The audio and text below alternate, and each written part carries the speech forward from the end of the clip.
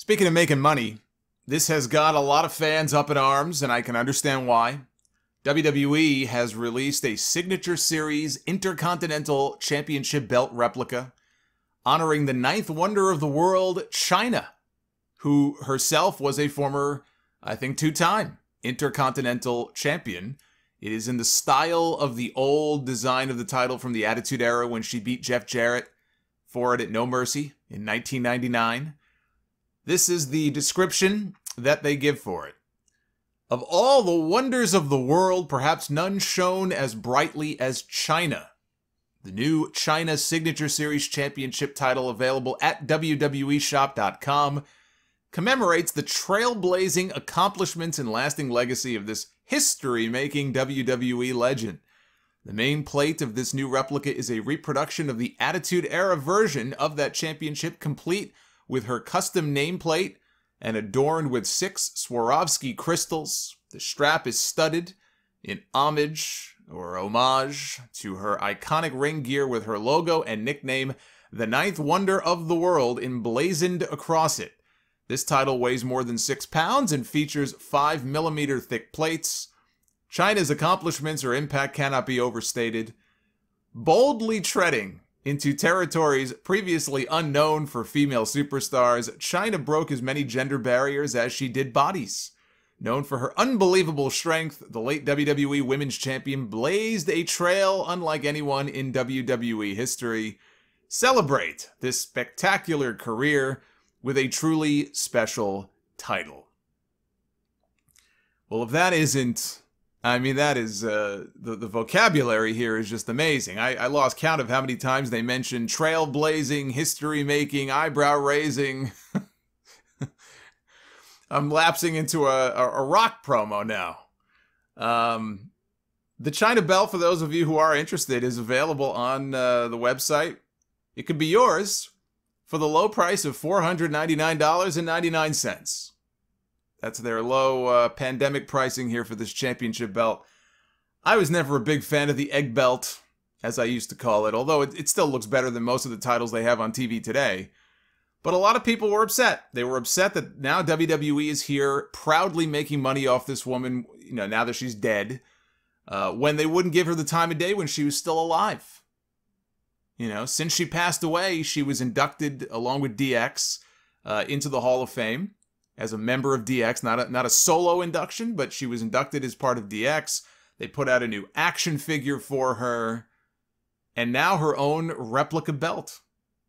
Now, let's just be very clear about this, okay? One of the reasons that WWE did not want to have anything to do with Chyna in the years, like the many years before she passed away, is because she was a train wreck.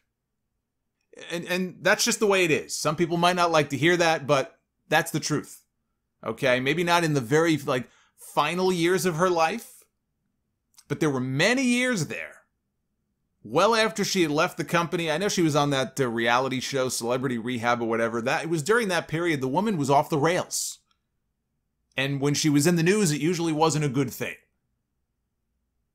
And, don't forget, she had lobbed some very serious allegations at Triple H, abuse allegations against Triple H from when they were still together.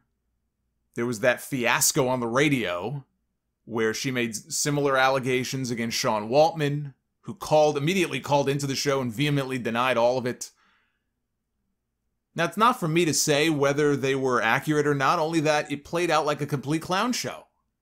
So from a business point of view, I can understand them not wanting to do anything with her and wanting to keep their distance from her, at least for a certain amount of time there. I completely understand why they would feel that way and why they would want to do that. But it did seem like in the final few years, right before she died, she had settled down. I wasn't reading anything about crazy stories. Oh, what did Chyna do? What did Chyna say? Or anything like that, or drug issues or anything.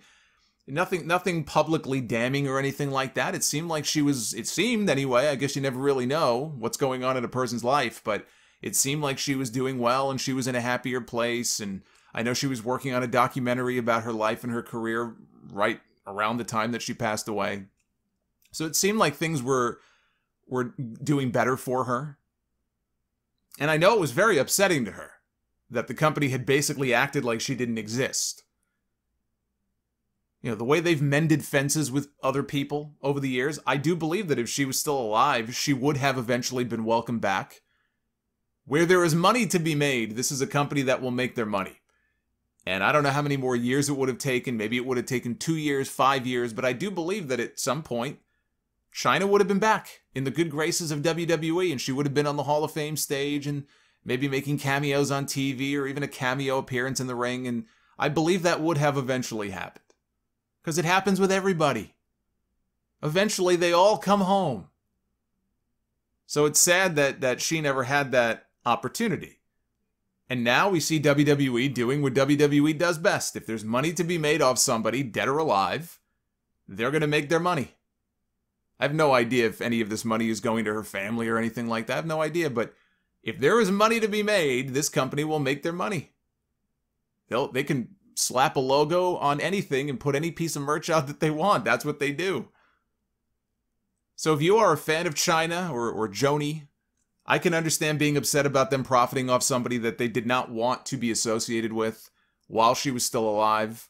And someone, Triple H once suggested, right? This is somebody that Triple H once publicly suggested could not go into their Hall of Fame because, oh my God, what if the children ever Googled her?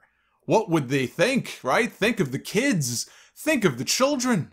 These poor, innocent children. What would they think? Then she died, and apparently children all across the country, all across the world, forgot how to use the Google machine. Because they put her in the Hall of Fame, and they gave her an action figure for kids. And now a belt. And wouldn't you know it, the children are okay. They're not scarred for life. Let's hope Triple H's kids don't ever Google the name Katie Vick. Now there's something that might scar them for life.